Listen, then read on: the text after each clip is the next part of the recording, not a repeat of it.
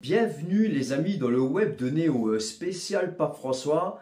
Aujourd'hui on a pu assister aux funérailles du Pape François et je tenais à dire, c'est pas que le Pape François je le porte dans mon cœur, mais je tiens quand même à signaler quelque chose. Toute cette messe des funérailles, toute cette messe d'enterrement a été faite en latin. Tous les chefs d'État du monde entier sont venus, ils étaient tous présents. Francs-maçons, Illuminati, ils étaient tous présents aux funérailles du Pape François. Et le Pape François, dans son testament, il a demandé à que cette messe soit faite en latin, en rite latin, mais aussi il a choisi les textes, et dans l'évangile de Jean, chapitre 21, où Jésus lui pose la question, « Pierre, m'aimes-tu » Où il lui pose 3 fois la question en lui disant, « M'aimes-tu » Et à la fin, il lui dit, « Sois le berger de mon troupeau ». Mais pas seulement. Dans la suite de l'évangile, on voit que Pierre, il est âgé. Donc Pierre, on peut s'imaginer son descendant, son successeur, le pape François. Il est âgé donc, et il lui explique comme quoi, au début, c'est toi qui mettais ta ceinture et c'est toi qui décidais quoi faire et où aller. Mais à la fin de sa vie, on sait que le pape François, ce n'est plus lui qui se mettait sa ceinture, comme le décrit l'évangile, ce n'est plus lui qui décidait où aller. On lui donnait des ordres. Il ne faut pas oublier que la fumée de Satan s'est introduite au Vatican, à Saint-Pierre de Rome. On sait que les apparitions de la Salette, de notre Sainte Vierge, à la Salette a bien expliqué comme quoi la fumée de Satan sera dans les murs du Vatican.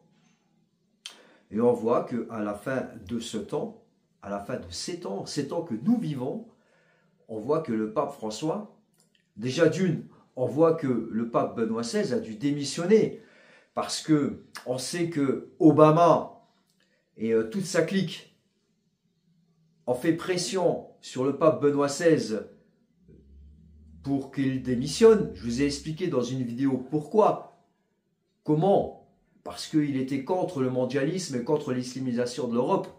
Et ils ont donc choisi le pape François. Mais le pape François, il était peut-être contraint de faire certaines choses qu'il ne voulait pas faire. Et on le voit dans l'évangile qu'il a choisi, où il explique que ce n'est plus toi qui choisiras quoi faire et où aller.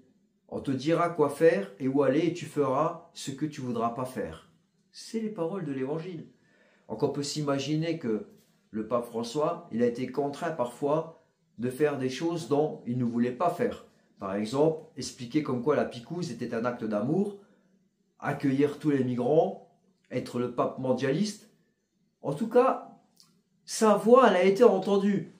Parce que quand il y a eu ces bombardements à Gaza, il n'a pas hésité à dire que c'était un génocide et que c'était atroce ce qui se passait à Gaza qu'on massacrait des enfants. Il l'a dit.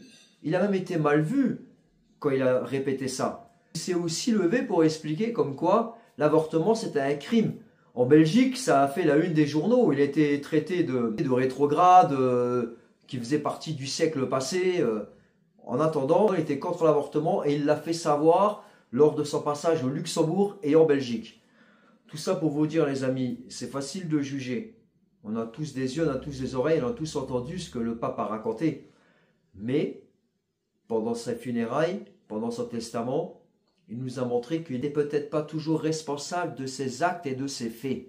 Et ça, je tiens à le souligner, moi qui suis quelqu'un qui est contre le pape François. Lors de ma conversion, j'étais tellement fan de ce pape François que je l'ai même fait inscrire sur le dos de mon survêtement à l'effigie de la Rome. Regardez, je vous montre. C'est marqué derrière « Papa Francesco ». Voilà, dans les rues de Barcelone, quand j'étais voir la Sagrada Familia, la belle église faite par Gaudi dans le centre de Barcelone, eh ben, je me promenais avec cette veste là parce que j'étais nouvellement converti. Je venais de recevoir l'Esprit Saint et puis j'aimais bien le pape François. Après, c'est sûr qu'au fur et à mesure des années, eh ben, j'ai vu que ben voilà, je ne l'appréciais plus, hein, comme tout le monde. Hein. Mais maintenant, moi je pense que tout ce qu'il a fait, les mauvaises choses qu'il a fait, il était peut-être contraint de le faire. Parce qu'il y avait eu l'administration Obama, on sait que l'État profond contrôlait le monde, et on sait que la fumée de Satan était à l'intérieur de l'Église catholique. Donc, message d'espoir, je vous le donne. Aujourd'hui, c'est Trump qui est aux manettes. Il était présent lors des funérailles. Je peux vous dire que le prochain pape, il sera conservateur dans la lignée du pape Saint Pie X. Voilà les amis, je vous souhaite un bon week-end et on se dit à bientôt.